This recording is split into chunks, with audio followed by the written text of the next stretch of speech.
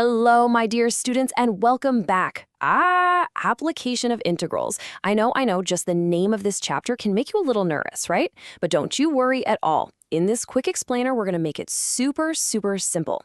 Your board exams are just around the corner, so let's make sure we lock in those full marks from this chapter. Here's our simple 6-step game plan. First, we'll figure out why we even need integrals. Then I'll show you the one magic trick behind it all. After that, we'll master the only 2 formulas you'll ever need. We'll solve a PUCA board exam question, I'll show you a common trap to avoid, and we'll finish with a super quick summary. Ready? Cello, let's begin. So first things first, why do we need integrals anyway? I mean, what's wrong with the simple area formulas we've been using since we were kids?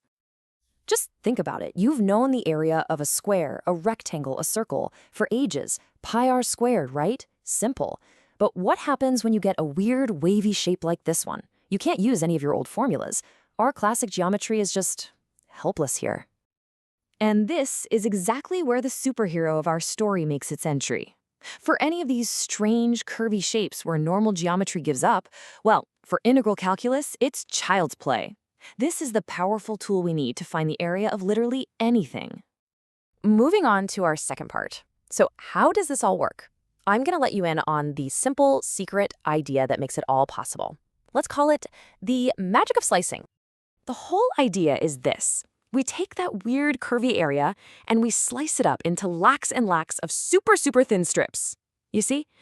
Each strip is so incredibly thin that its top edge is almost a straight line.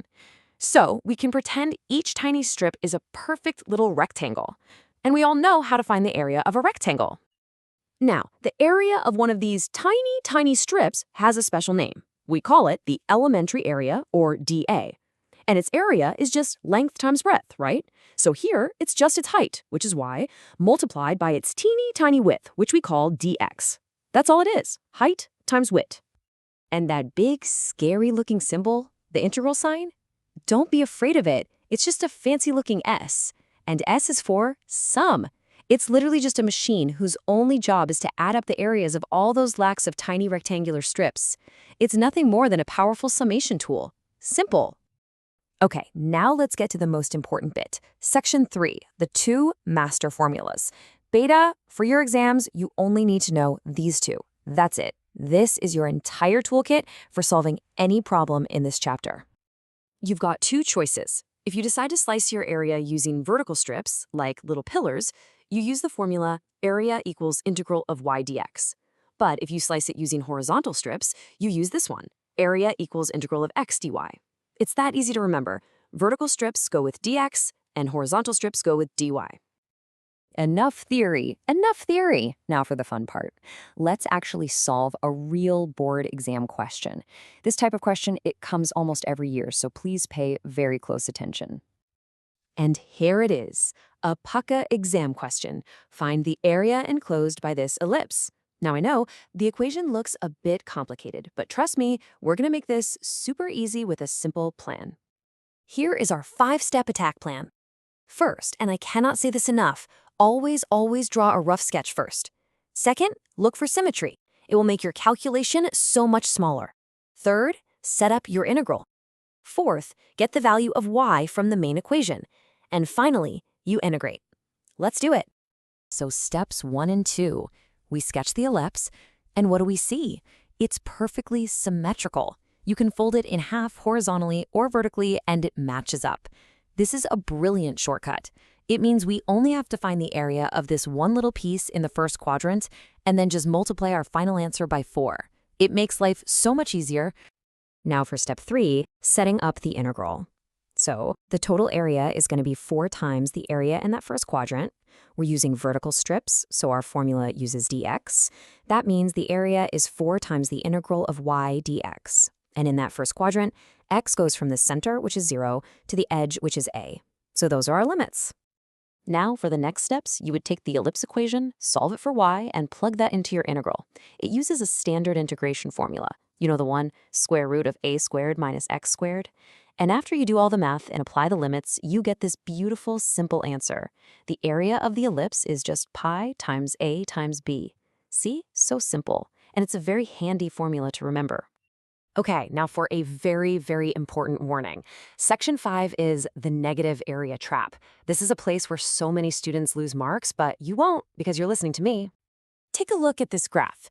See how some of the area is above the x-axis and some is below?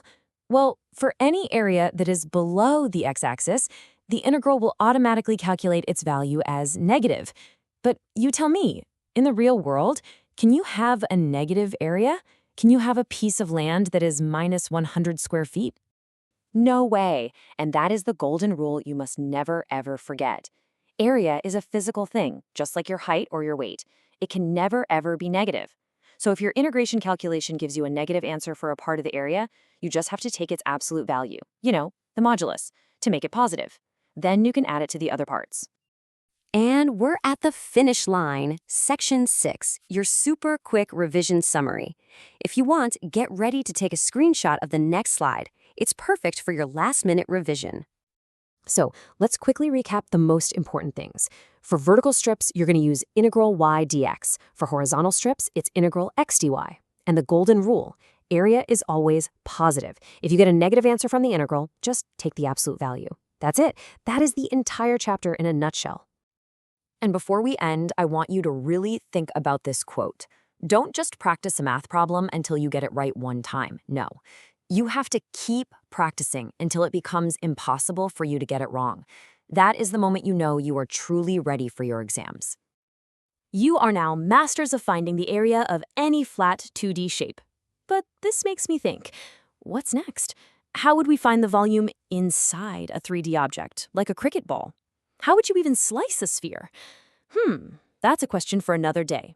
Keep practicing, my dear students. You are going to do wonderfully. All the very best.